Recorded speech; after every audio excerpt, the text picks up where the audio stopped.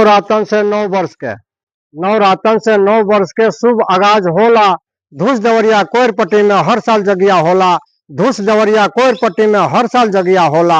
हाथी घोड़ा ऊंट संग हाथी घोड़ा ऊंट संग आवाज गुजेला सिंगा के। एक दूसरे के शब्दे बधाई 9 वर्ष महीना के। एक दूसरे के शब्दे बधाई 9 वर्ष महीना के। 19 मार्च से कोयरपट्टी में 19 मार्च से कोयरपट्टी में जगिया होई चालू। कलसा भरे दूर दूर से आवेले श्रद्धालु।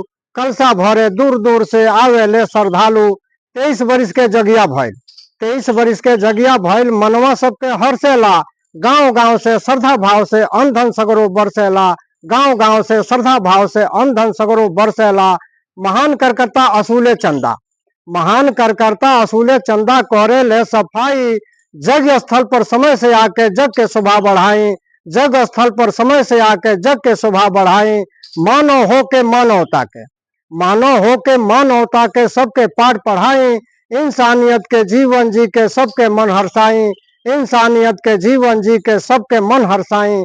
आरती संग परिक्रमा करी आरती संग परिक्रमा करी जग में रौरा आई।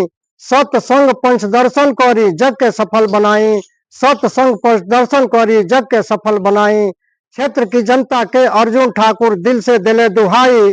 धन्य रौरा श्री हरेंद्र सिंह जी जग के करी अगुवाई। धन्य रौरा श्री हरेंद्र सिंह जी जग के करी अगुवाई। नमस्कार। ये वीडियो आप सबके अच्छा लगे तो अधिक से अधिक लाइक शेयर सब्सक्राइब करिए और कमेंट में बताएं कि कविता कैसा लगता है। गीत कविता के माध्यम से हम आप सबके सेवा करते रहें।